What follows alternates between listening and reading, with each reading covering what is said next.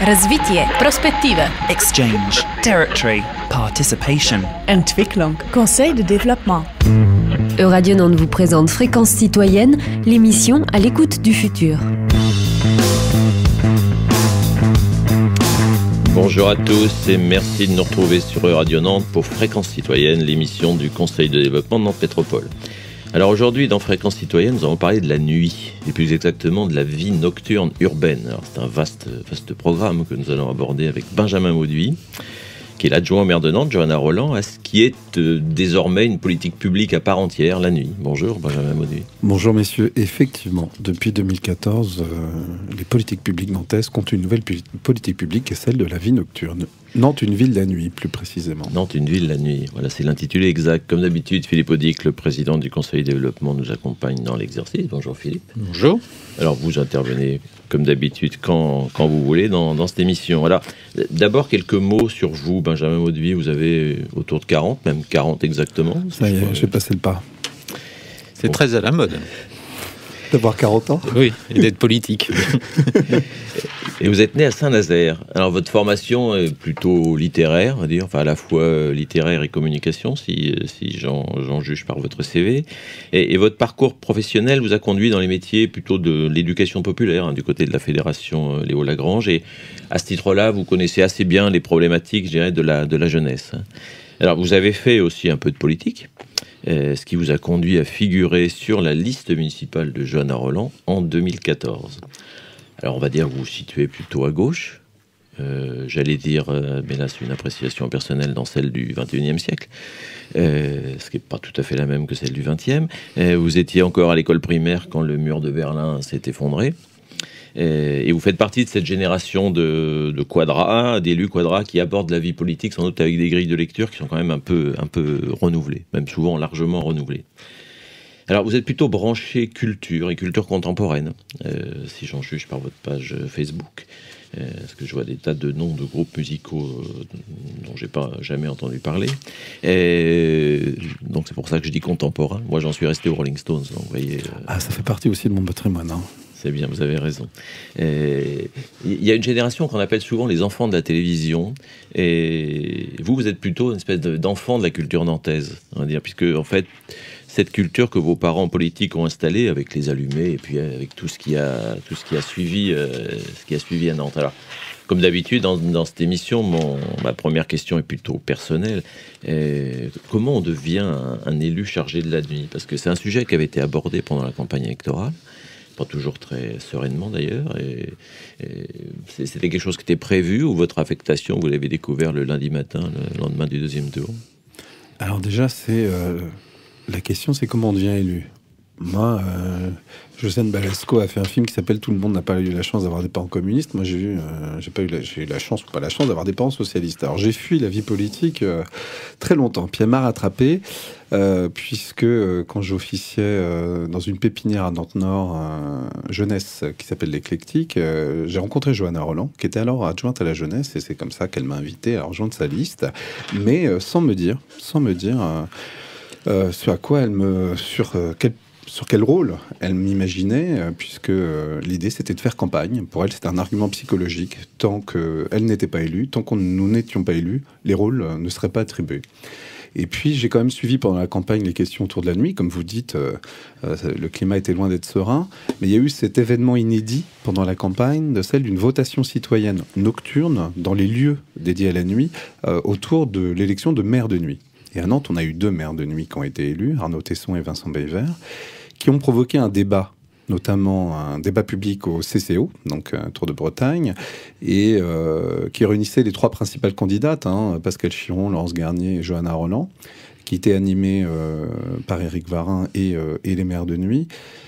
Et on a bien vu qu'on est parti de la question du clivage apparent entre les gens qui dorment, les gens qui font la fête, les commerçants, l'économie nocturne, notamment les bars. Tout d'un coup, on a ouvert le champ. C'est-à-dire, la nuit, si on veut parler de la nuit, il faut peut-être ouvrir le champ et puis redécouvrir notre ville avec de nouvelles lunettes, et notamment des lunettes nocturnes. Parce que quand on parle de la nuit, on parle en fait de gestion du temps urbain. Et Nantes, finalement, n'a jamais officialisé la mise en œuvre de politiques publiques sur les temporalités urbaines, ce qui n'est pas le cas de Paris ou de Rennes. Et est-ce que finalement, aborder le sujet par la nuit, c'est une manière aussi d'aborder le temps de la ville en général? C'était l'entrée qu'a choisi Nantes, ou c'était une manière de rattraper un retard? La question des rythmes et la question du temps, je pense qu'elle a véritablement émergé le mandat dernier avec la question des rythmes scolaires. Tout d'un coup, on a fait appel à des spécialistes du temps, les chronobiologistes, etc., des gens qui sont spécialistes de la question des rythmes, et s'est posé la question des transitions. Je crois qu'elle émergeait cette question à ce moment-là. Mais auparavant, on interrogeait véritablement la ville sur la question du territoire. La question du territoire, avec ses limites que sont l'étalement urbain, que sont la densification urbaine, qui sont quand même des sujets aujourd'hui qui sont les premiers sujets qui remontent, la question de la densification urbaine. Mais la question du temps, elle émergeait plutôt en méta. Je sais que de votre côté, c'est une question que vous interrogez depuis longtemps, la question des temps. Mais la question de la nuit était quand même confinée dans les questions de prévention, de santé et de tranquillité publique. Par contre, là, il y a une vraie réflexion qui a été faite à Ville de Nantes et qui est plutôt exemplaire sur la création d'une brigade de contrôle nocturne sous l'égide, à l'époque, et toujours de Gilles Nicolas, qui est adjoint à la tranquillité publique. La question d'une brigade qui fasse de la prévention et de la médiation entre les habitants et les cafés. Ce qui marche plutôt bien. Et l'outil continue à être en place. Par contre, au-delà de ça, la question n'a jamais été affrontée de manière transversale, ce qui pouvait poser des soucis, notamment sur la question des cafés culture. Vous n'aviez pas forcément de lien entre la culture chez nous et puis la tranquillité publique. C'est-à-dire qu'un soir de concert, si on n'agit pas avec prévention près des voisins, on a tendance à tout mélanger. C'est-à-dire que la question de la nuisance sonore, finalement, on va mettre au même niveau la nuisance sonore qui peut être liée à un concert que liée à une chaîne hi-fi qui serait branchée trop forte. Ce qui n'est pas exactement la même chose. Et quand vous devenez adjoint à la nuit, vous partez avec quel cahier des charges politiques? Parce qu'on doit se sentir un peu démuni quand on commence une telle délégation. Le cahier des charges était très mince. Je crois que la grande qualité de Johanna Roland, c'est justement de ne pas m'avoir donné un cahier des charges trop épais. Par contre, quand vous êtes novice politique, que vous arrivez dans le bureau des dirigeants intermédiaires de chacun des services et qu'on vous fait comprendre que la nuit, ça va peut-être coûter un peu cher et que vous sentez vite que vous pourriez finir dans la vitrine de ce mandat sans avoir vraiment fait avancer les choses, à ce moment-là, vous pratiquez un sport de combat très simple qui est celui de faire votre place. De faire votre place, sachant que la nuit, s'est un peu baladée en 3-4 ans au sein des services, puisqu'au départ, elle dépendait de l'égalité à Nantes, et aujourd'hui, elle est au sein de la cohésion sociale. Et aujourd'hui, je dois le dire, que je dois la force de cette politique publique doit aussi peut-être à l'arrivée de nouvelles personnes au sein de la métropole, au sein de la ville, nouveaux dirigeants qui ont su prendre en compte le sujet, et ça... on y reviendra. C'est le succès de cette politique publique aujourd'hui, c'est vraiment sous l'égide collective. C'est le collectif, au collectif qu'elle doit. Philippe. Oui, alors, moi je reste un peu sur le personnel.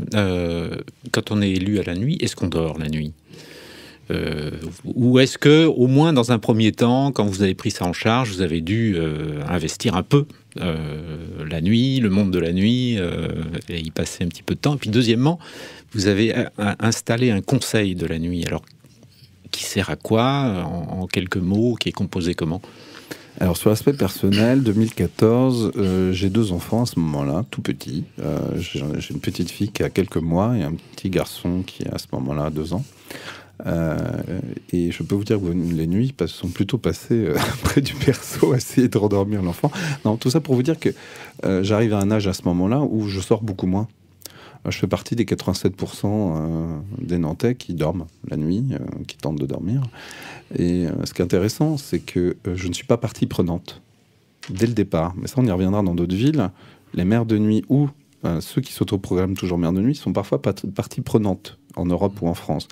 Moi, je n'ai pas une identité nocturne, ce qui est plutôt intéressant. Donc, je suis déjà dans l'équilibrisme de ce point de vue-là. Et puis, par contre, Oui, il va falloir explorer la nuit. Et au départ, il n'y a pas de conseil de la nuit. Au départ, je suis seul, donc j'y vais. Je pars avec mon bâton pèlerin et je fais le tour des acteurs. Mais pas que la nuit, parce que les acteurs, on les rencontre le jour, principalement. Et les acteurs de la nuit, on y reviendra, c'est pas simplement. Alors au départ, j'ai fait le tour des bars, des cafés, forcément, parce que c'était la première question. Les collectifs de riverains, que j'ai rencontrés très rapidement.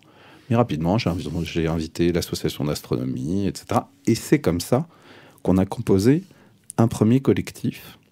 Le Conseil de la nuit, il ne s'est pas décrété directement, puisqu'on a eu une démarche abritée qui a duré près de 2 ans pour faire un diagnostic. Il a fallu diagnostiquer, prendre le pouls de la vie nocturne, mais le Conseil de la nuit a véritablement été intronisé il y a un an par le maire, il y a plus d'1 an par le maire, en décembre 2000.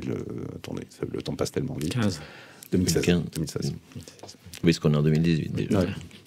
Mais du coup, cette politique publique de la nuit, en fait, c'est vous qui en avez défini les contours. Parce que quand vous dites diagnostic de la nuit, c'est quoi l'état des lieux de Nantes la nuit aujourd'hui ? Alors, l'engagement du mandat, ça a été la création de ce Conseil de la nuit. La politique publique, finalement, c'est le bonus. Avant de la créer, il a fallu faire ce diagnostic. Donc, on a le premier rendez-vous qu'on a eu, c'était à Nantes Métropole. Je me souviens très bien, il y avait une 20aine de personnes. Il y avait les collectifs de riverains, il y avait des acteurs culturels, et puis il y avait des collectifs comme le collectif Culture Barbare, qui est une des forces à Nantes en termes de dialogue avec notamment les commerçants de nuit. Je peux vous dire que l'ambiance était quand même très tendue. Très très tendue, puisqu'il y avait un match attendu médiatiquement. Ces gens-là ne s'étaient jamais rencontrés. Ils refusaient même de se rencontrer. Alors, le collectif du riverain du centre-ville, ces commerçants, il y avait beaucoup de préjugés. Et l'idée, c'est qu'on a dressé une cartographie nocturne sous une forme d'un graphique. Alors, sous les abscisses, vous avez le temps de la nuit qui passe, en gros de 20h jusqu'à 6h du matin. Puis sur les ordonnées, c'est le taux d'activité. On a vu rapidement qu'il y avait un consensus pour dire que les soirées nantaises, finalement, étaient très positifs. Ça, c'est l'héritage. Voilà, moi, je suis, oui, un enfant de la culture nantaise, mais les gens, plutôt à dire, d'un point de vue consensuel, on est à Nantes parce que le soir, c'est bien, on va au cinéma, on va au théâtre, etc. Par contre, après minuit, et surtout après 2h, ça coince. Intranquillité sur l'espace public, les nuisances sonores.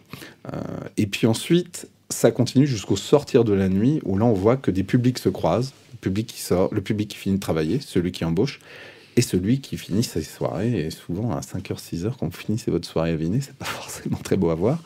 Mais on voit bien qu'il y a des espaces de consensus et des espaces de tension. Et rien que ce travail de diagnostic fait que les gens commencent à discuter et à parler. Et au fil du rendez-vous, on amalgame de plus en plus de gens dans des secteurs de plus en plus diversifiés. Parce qu'en fait, vous gérez plusieurs nuits, finalement. Parce que la nuit, c'est comme le jour, elle est divisée avec des moments d'activité extrêmement différentes. Et ce que vous avez décrit là, en fait, il y a effectivement plusieurs nuits et qui, finalement, ne se gèrent pas du tout de la même manière. Ce qui complique encore votre tâche, finalement. Parce que la nuit, on l'aborde de manière polychrome, c'est-à-dire de différentes couleurs. C'est le coucher du soleil jusqu'au lever du jour. Je parlais de transition. Les moments de transition sont très importants. Le retour du travail, le temps de rentrer chez soi, de faire la cuisine, et puis on a peut-être un spectacle derrière, une garde d'enfants. Donc ça, c'est toutes les réalités des foyers nantais. Et jusqu'au réveil le lendemain. Certains commencent à 4h, à 6h. Donc, pour aborder toutes les questions de la vie quotidienne des Nantais, il a bien fallu aborder chacune de ces nuits, comme vous dites, puisque les gens... par exemple, je vais prendre un exemple. Quand on a lancé un atelier sur les déplacements urbains, on l'a intitulé « Comment rentrer tard le soir ».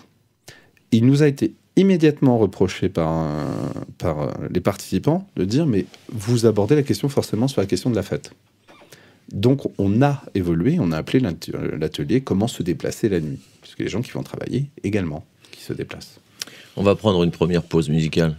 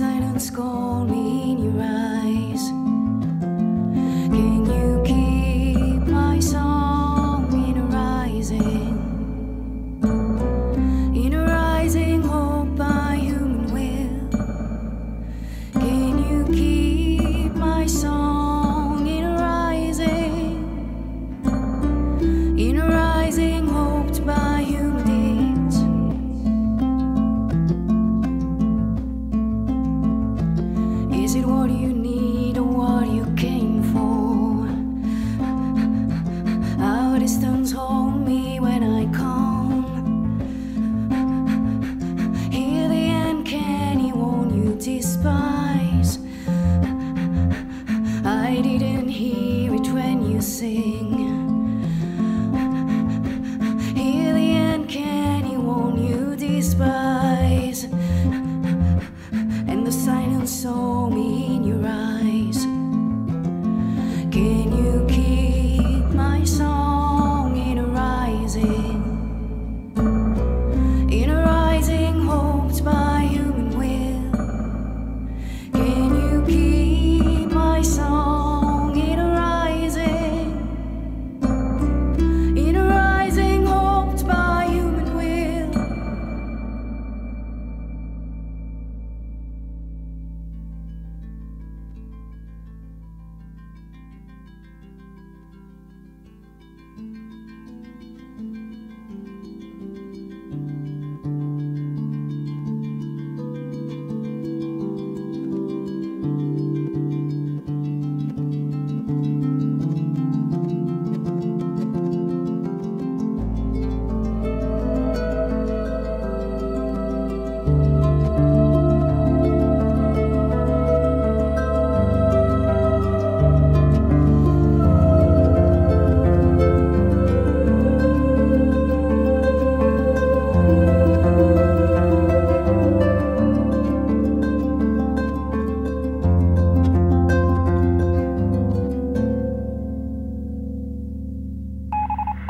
Fréquence citoyenne.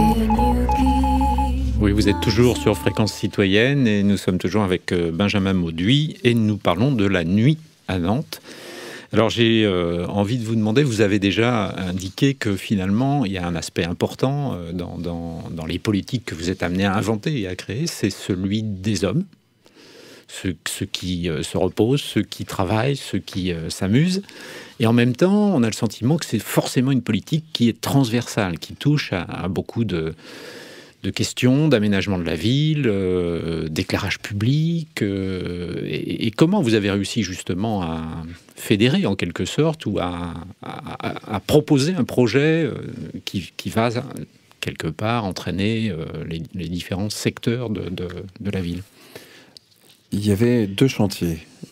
Il y avait un chantier important de conviction envers les Nantais, c'est-à-dire convaincre à la fois les habitants, convaincre à la fois les acteurs culturels, économiques que oui, chacun aurait sa place et chacun aurait voix au chapitre. Et puis il y avait un autre chantier qui était un chantier interne au sein de la collectivité, auprès des élus et puis auprès des services. Donc il a fallu construire un modèle de gouvernance qui soit d'ailleurs exemplaire à l'heure où on a Johanna Roland qui déclare que la matrice de ce mandat sera le dialogue citoyen. Et je pense que la nuit fait partie des politiques exemplaires de ce qu'est le dialogue citoyen, de ce que doit être aujourd'hui le rapport politique avec les habitants. Donc vous avez un comité de pilotage interne avec les élus qui regroupe 7 adjoints. Je ne suis pas adjoint, je suis conseiller municipal. Donc imagine, il y a quand même une forme de hiérarchie. Donc quand vous avez 6 adjoints autour de vous, un conseiller municipal qui la première fois se regroupe, vous avez la santé, la tranquillité publique, la culture, la jeunesse, la vie associative, l'égalité, etc., les solidarités, que vous êtes un nouvel élu, qu'autour de vous, vous avez des élus qui ont beaucoup d'expérience, pour la plupart. La première chose que j'ai dite, c'est « Vous êtes tous sans moi, je suis rien sans vous ». Donc il a fallu que je prenne une place qui est celle un peu d'un pivot, c'est-à-dire une forme de distance. Et ça, c'est ce que j'essaie de toujours faire, c'est être en avant, oui, pour rendre des comptes, mais toujours aussi se décentrer pour permettre à chacun de prendre sa place. Par contre, les règles du jeu incombent que, oui, un adjoint à la culture peut parler de tranquillité publique. Oui, un adjoint à la tranquillité publique peut parler de santé. C'est l'acculturation collective qui a fait qu'on a construit ce sujet, qui est la nuit. Puis les habitants, ça a été un peu pareil. En mettant les gens autour de la table, en abordant le dialogue de manière sereine, on s'aperçoit que non, les gens, ils vont pas partir. Ça va pas partir en bagarre générale comme dans Astérix. Les gens savent parler les uns envers les autres, savent échanger. Et ça, je pense que c'est... on a un peu bougé les lignes en interne. Peut-être qu'auparavant, on avait peur de laisser les gens discuter. Et moi, je suis certain que le rôle d'une collectivité aujourd'hui, comme la ville de Nantes, c'est d'être le premier réseau social des Nantais. C'est vraiment important parce que, oui, Facebook, Twitter, tout ce qu'on veut, mais il y a beaucoup de gens déjà qui ne sont pas connectés, et je pense que la ville doit permettre de rencontrer des gens qui ne se seraient pas rencontrés par ailleurs. Et bien, le premier effet d'apaisement, ça a été la réunion de ces gens-là. Donc, la gouvernance, elle est double. Et aujourd'hui, sur l'animation de ce conseil, j'espère qu'on va aller encore plus loin. Pour l'instant, c'est animé par les services, par les élus. Demain, j'aimerais bien que ce soit les citoyens vraiment qui prennent les clés de ce conseil. Sans mensonge, hein. Il y a des sujets sur lesquels on échange et on co-arbitre. Ça a été le cas sur les déplacements et sur médiation nocturne. Mais il y a des sujets sur lesquels nous, on a un programme et on l'appliquera. Donc, il y a des sujets propres à la négociation, puis des sujets qui ne le sont pas. Mais en tout cas, aujourd'hui, je pense que le mode de gouvernance a permis d'être serein dans les rapports. C'est bien, vous avez déjà inventé un prochain slogan pour une campagne, la mairie et le réseau social des Nantais. Vous pourrez la réutiliser, celle-ci. En tout cas, moi, je la réutiliserai. Je suis assez tapageur avec cette expression. Quels sont vos leviers d'action pour mettre en place cette politique publique? Parce que c'est très ambitieux, finalement, de vouloir administrer la nuit. Vous allez intervenir sur quoi? Sur la mobilité, sur l'ouverture des services publics, sur des choix d'aménagement de quartiers pour les uns ou pour les autres. Enfin, vos leviers d'action, et concrètement, ça s'est traduit comment déjà? On y va à tâtons, c'est-à-dire que c'est mouvant. Le terrain est mouvant. On a bien vu que les premières préoccupations des Nantais, du Conseil de la nuit, c'était la question quand même de la cohabitation nocturne. Ça reste quand même le premier chantier. Et puis la question des déplacements. Donc il y a eu des préconisations faites par le Conseil de la nuit. Donc on a travaillé premièrement sur la question des transports. Et on a bien vu que dans les méthodes, ce qu'il fallait faire, c'est mettre les gens autour de la table, notamment avec la Sémitane, et puis d'être dans une acculturation aussi des réalités, de ce que vit notre délégation de service public au quotidien, mais également d'être sur le territoire. C'est-à-dire que quand je vous disais que oui, j'ai exploré, je suis ressorti le soir pour aller voir comment ça se passait partout, on a invité également l'ensemble du Conseil de la nuit à se balader le soir, mais pas simplement en centre-ville, à Nantes-Nord, etc., prendre le bus nocturne. Et puis, je vais prendre un exemple. Tout d'un coup, un habitant cible montre du doigt un tram vide sur la ligne 2 et il dit « Mais pourquoi il y a des trams vides le soir ?» Ah bah si, parce que c'est les trams qui rentrent à l'entrepôt. Ah oui, mais alors vous faites un grand débat sur la transition énergétique et vous faites rouler des trams à vide éclairés. Et puis en plus, il n'y a qu'un tram toutes les demi-heures le soir. Et ben bam, la Sémitane répond, bah tiens, on va remplir ces trams, puis on va passer d'une demi-heure à un quart d'heure le soir en attente. Ce qui n'est pas rien. Quand vous êtes seul à attendre un arrêt de tram une demi-heure ou un quart d'heure, c'est légèrement différent. Ça, c'est un exemple d'action concrète. Et puis, il y avait la question du vendredi soir. Vendredi soir, on nous dit... on aimerait bien avoir des horaires comme le samedi soir. Le vendredi soir, ça finissait à minuit et demi, le samedi soir à 2h30. Et la Sémitane a étudié relativement aux besoins exprimés par les voyageurs au quotidien, et bingo. Là, par contre, c'est des investissements beaucoup plus lourds, mais ça rencontrait un vrai besoin à ce moment-là. Donc, vous avez deux exemples. Il y a un côté un peu, je ne vais pas dire do it yourself, mais tout d'un coup, de remplir les trams le soir, ça ne coûte pas grand-chose. Par contre, un véritable investissement, ça a été le vendredi soir. Voilà un exemple très concret de ce qui a été... Est-ce qu'on peut parler d'éclairage public un petit peu? Parce que une tentation, ça pourrait être de dire, finalement, je vais faire le jour, la nuit. Et y compris avec des bonnes raisons de sécurité, de tranquillité publique. Alors, est-ce que vous intervenez dans ce domaine-là et est-ce que vous avez un message à passer vis-à-vis des responsables de l'éclairage public et les populations? Sur l'ensemble des sujets, en tout cas, ce qu'on voit bien, c'est que... on n'ira jamais dans les stérisations totales de la nuit, faire de la nuit une nouvelle journée, ni ouvrir les commerces 24h/24, ni faire du service public 24h/24, ni l'inverse, tomber dans la ville dortoir. Ça, c'est très clair. Sur l'éclairage public, c'est des vrais débats. C'est des vrais débats, et c'est encore ma frustration. Je pense qu'on est... c'est encore été au dernier conseil, à la dernière plénière, un vrai débat entre les personnes, mais qui est un débat trop binaire. Parce qu'à mon avis, la question, c'est pas d'éclairer moins ou d'éclairer plus, c'est d'éclairer mieux. L'éclairage, ça concerne quoi? C'est la valorisation du patrimoine. Donc ça participe à l'attractivité de la ville. À Nantes, il y a plutôt du joli travail qui est fait sur le gros patrimoine, on va enclencher un vrai travail sur le petit patrimoine, dans le cadre du plan paysage et patrimoine conduit par ma collègue Cécile Bier. Deuxième sujet, c'est un enjeu de tranquillité publique. Le hangar à bananes.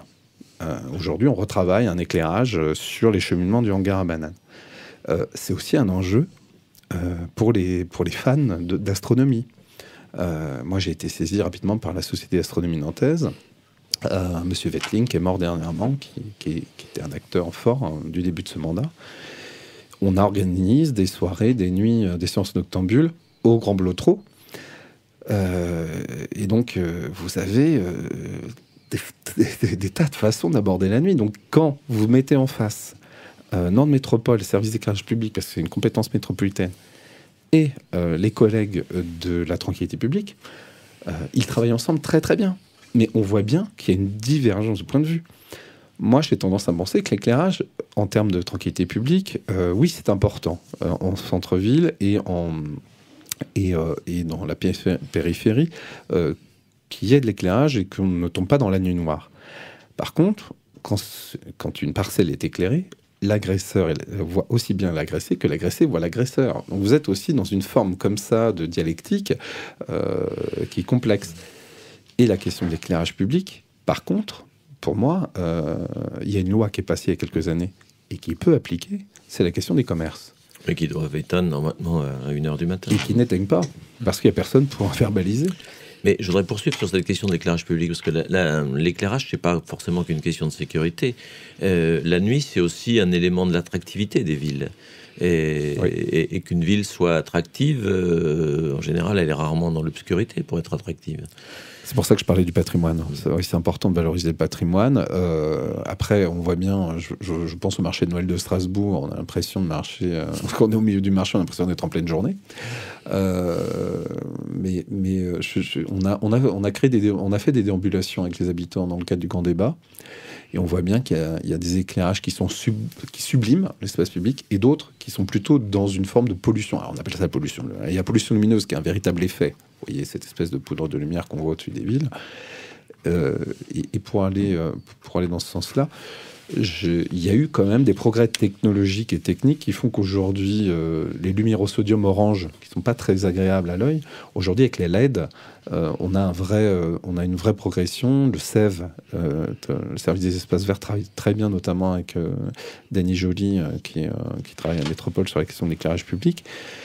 Moi, j'ai aussi un rêve, je vous le dis. Je souhaiterais qu'on retravaille les signalétiques d'un point de vue urbanistique, pour qu'elles soient différentes le jour et la nuit. La question de la phosphorescence. Celui qui a fait un très bon travail, c'est encore le SEV au Jardin des Plantes sur les nocturnes. Pourtant, c'est du bricolage qu'ils nous ont fait. Mais quand vous déplacez lors des fameuses nocturnes du Jardin des Plantes dans le jardin, finalement, c'est très peu éclairé. Même, on se dit, mais comment ça se fait qu'il n'y a personne qui tombe dans l'eau, qui marche sur un canard Ben non, parce que l'éclairage tamisé marche très bien. Et d'ailleurs, ça rajoute un climat d'une sérénité assez folle. Je pense qu'on a un progrès à faire sur la question des signalétiques qui se transforment le jour et la nuit. Et la signalétique, c'est aussi une question de perception de l'espace public. Parce qu'on pourrait vous reprocher de faire une nuit pour des gens jeunes et en bonne santé. Si on a une femme, par exemple, on n'a pas du tout la même perception de la nuit, de l'éclairage et de l'espace public. Qu'est-ce qu'on fait pour elle ?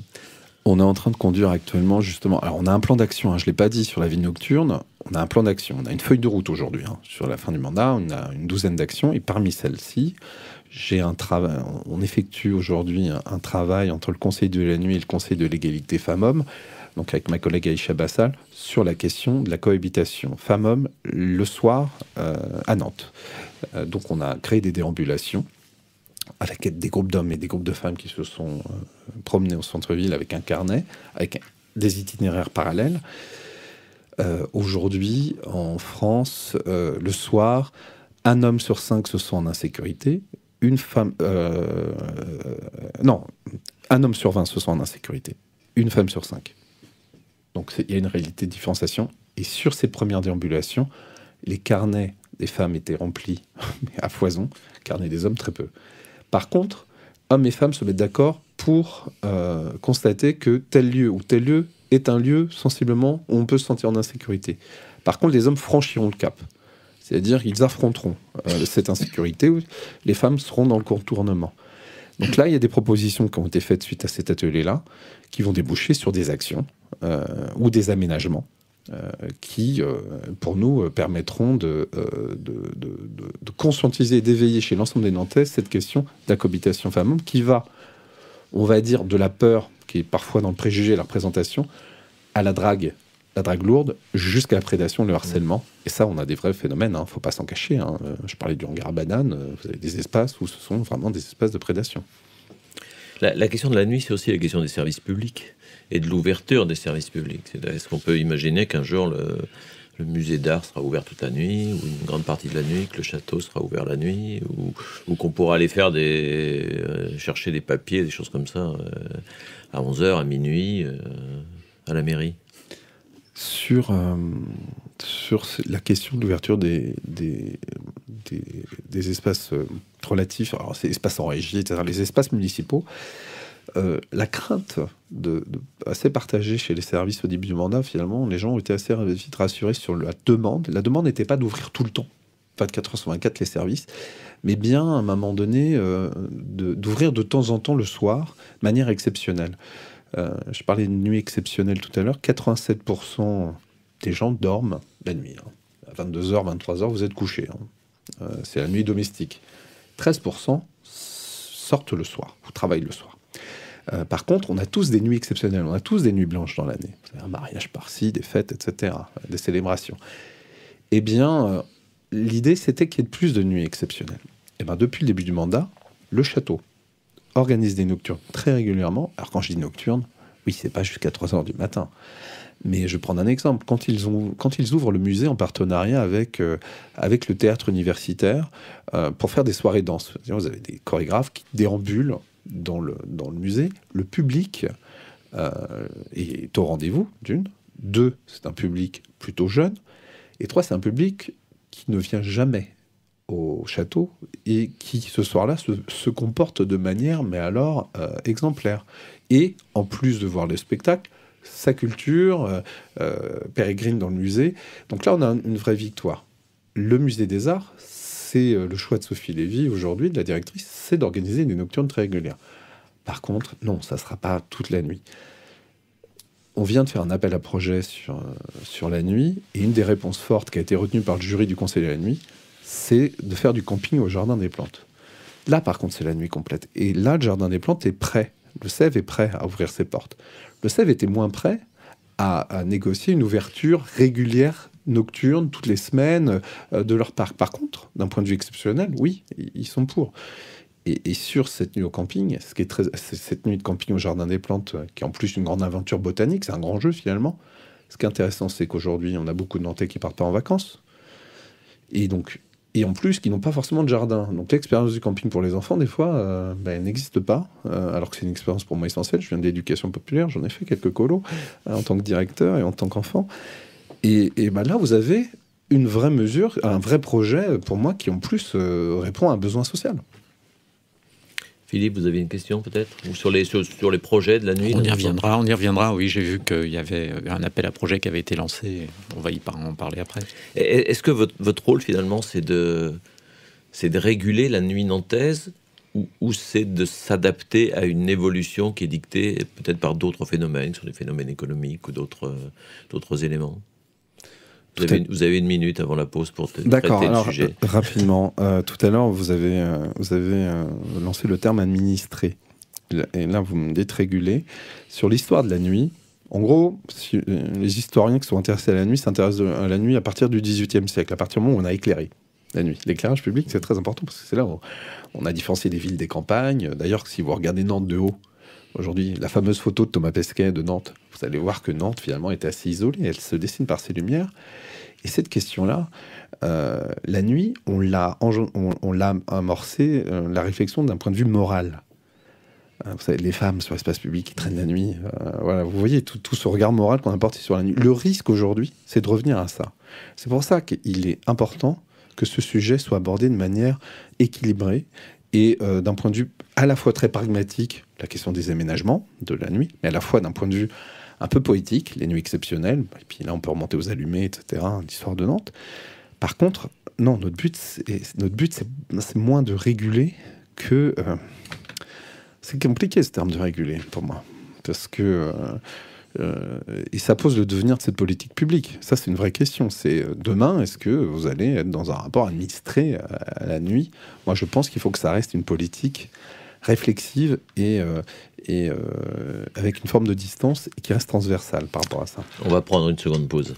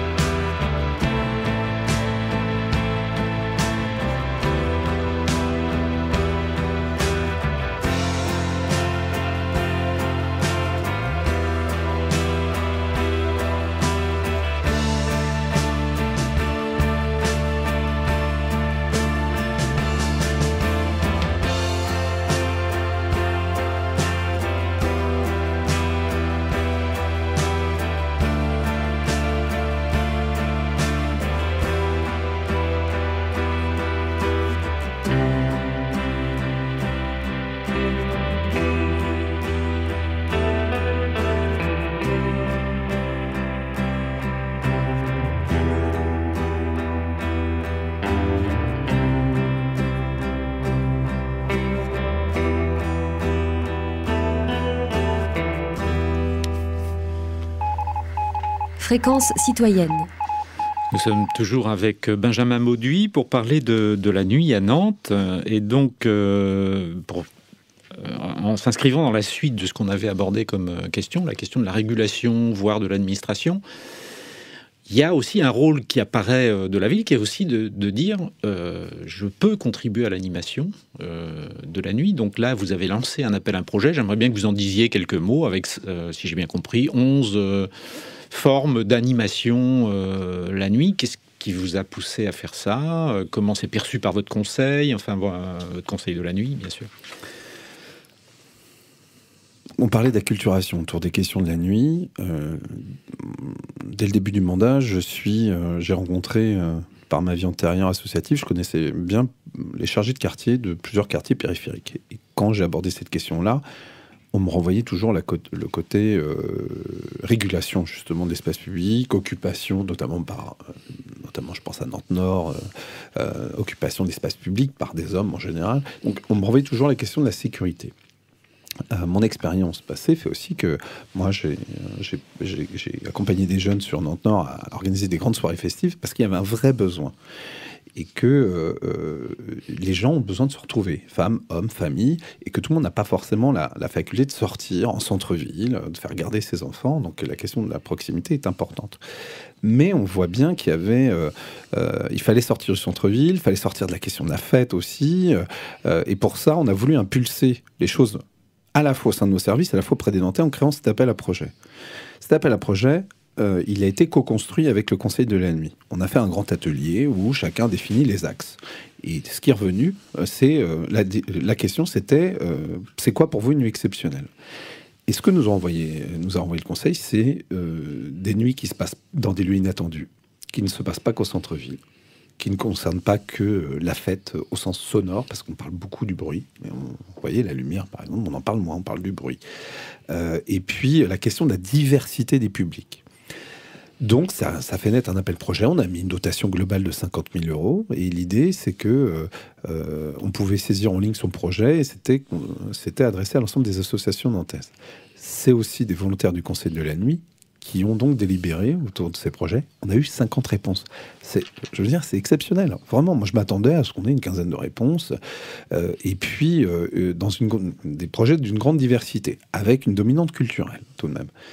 Eh bien, les projets qui ont été choisis par ce jury, qui était comme composé des collectifs de riverains de centre-ville, des associations noctambules, de préventionnistes, donc de gens qui ne sont pas en accord surtout, mais qui savent discuter, mais qui ont beaucoup de sujets de débat, sont des projets, en général, qui ont une portée solidaire. Le projet au Jardin des Plantes dont je parlais, voilà un projet familial, à la fois magique, et à la fois qui bouge un peu les lignes. Faire du camping à Nantes dans un parc de manière légale, j'entends, parce que bon, il y a quelques campements, mais là de manière légale, c'est quand même assez nouveau. Vous avez un projet aussi circassien, de circadien, alors c'est le petit jeu de mots que je fais souvent, mais parce que c'est 24 heures de la danse dans un chapiteau, donc vous avez aussi la notion de performance. Vous avez un projet aux mines, une nuit aux mines, avec des débats, un peu de fête. Donc, il y a beaucoup... Vous avez un projet de débat sur la place de la Petite Hollande, donc d'aller à la rencontre des gens.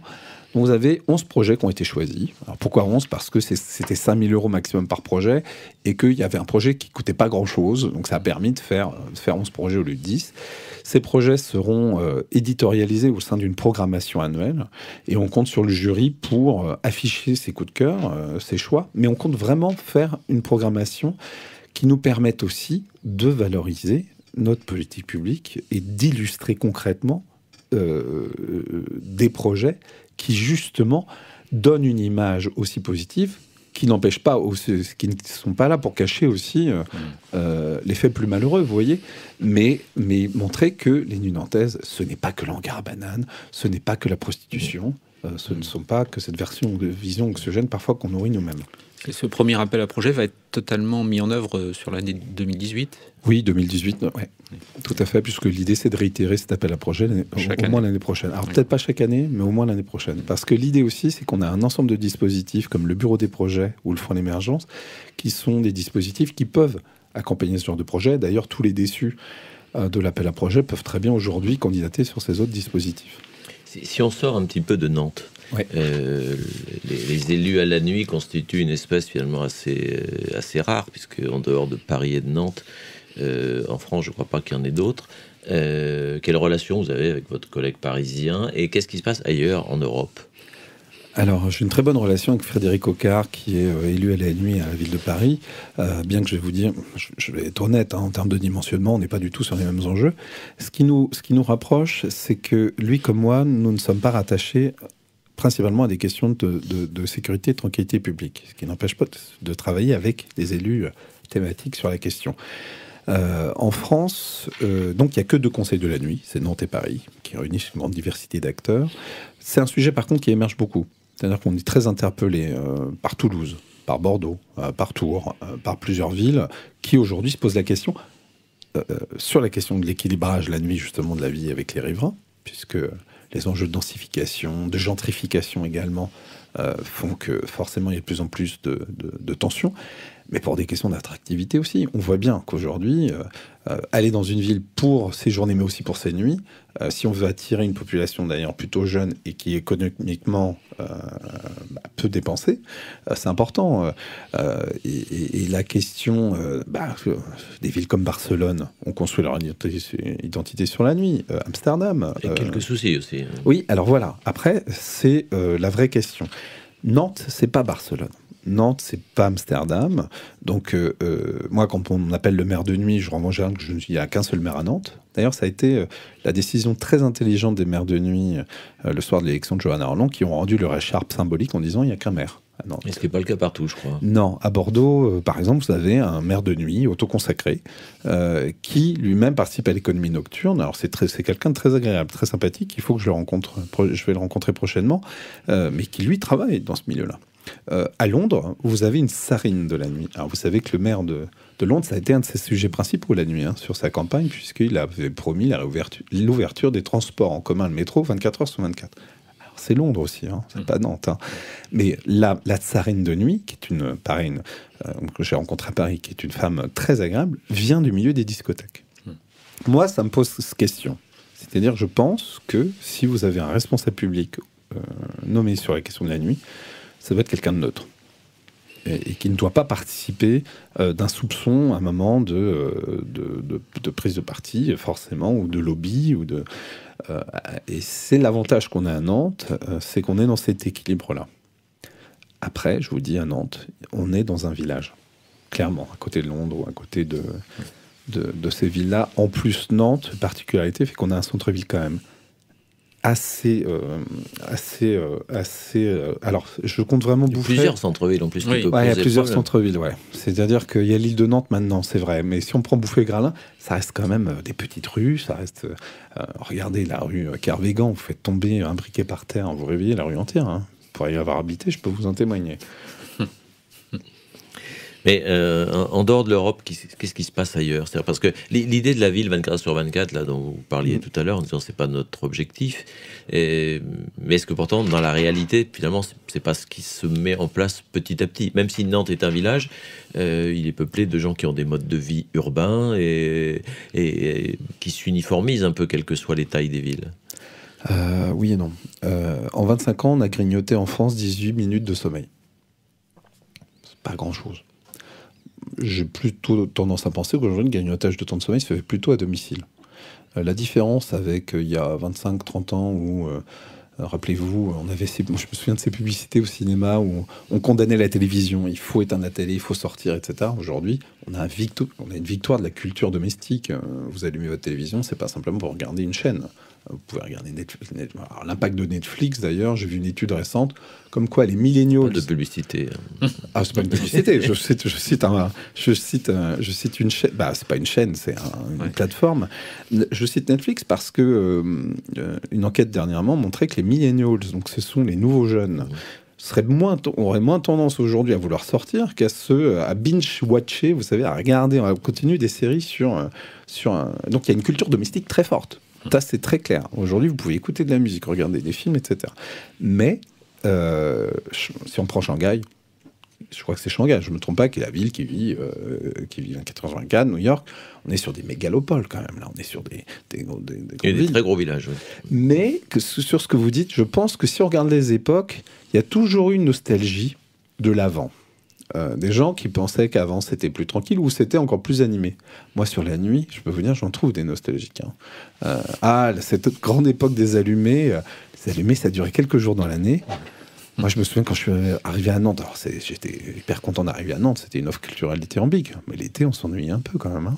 Il n'y a pas autant de café, pas autant de vie nocturne.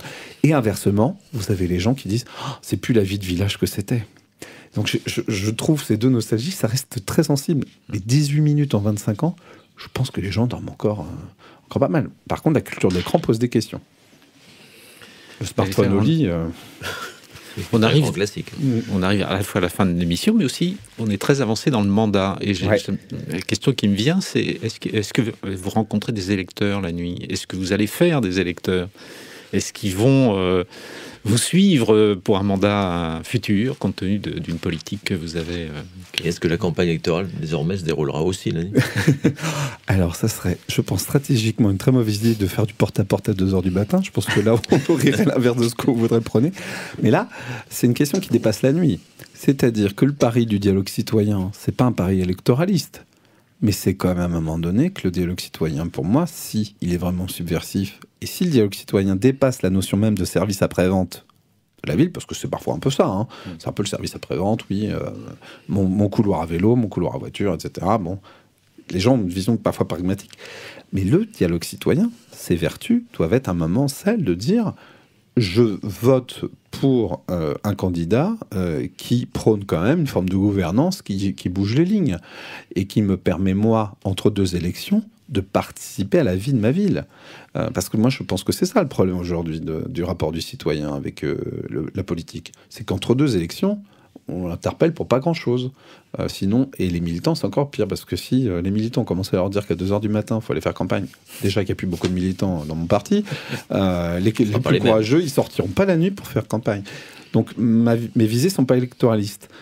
Par contre, pour finir là-dessus, oui, on vient de basculer dans la deuxième partie du mandat. J'ai invité les plus chevronnés de nos membres du Conseil de la nuit à prendre l'animation de ce conseil et à déjà dessiner les suites. Après, on verra l'époque, le moment du programme du prochain mandat arrivera. Mais pour l'instant, vous savez, moi là-dessus, je vois que ça frétille un peu dans tous les sens. Aujourd'hui, sur le scénario politique à venir, moi, j'ai une vision assez pragmatique. Il n'y avait pas ça dans ma question. Non, mais je vous le dis, c'est-à-dire que ça serait un danger de faire de l'électoralisme sur le dos du conseil du dialogue citoyen. Vous n'allez pas créer un parti de la nuit? Non, parce que je vous ai dit, attention, il faut rester dans l'équilibre. Et d'ailleurs, quand on s'intéresse aux politiques à la nuit, c'est comme une radiographie du jour, parce qu'en général, on parle des problèmes du jour qui nous ressurgissent en pleine tête. Mais si on parle d'avenir, justement, et d'avenir politique au sens large, votre délégation se fait dans le cadre d'une ville, celle de Nantes, qui fait aujourd'hui la moitié de la métropole, et les enjeux sont de plus en plus métropolitains sur toutes les politiques publiques. Est-ce que demain, vous serez adjoint à la nuit métropolitaine, ou délégué à la nuit métropolitaine?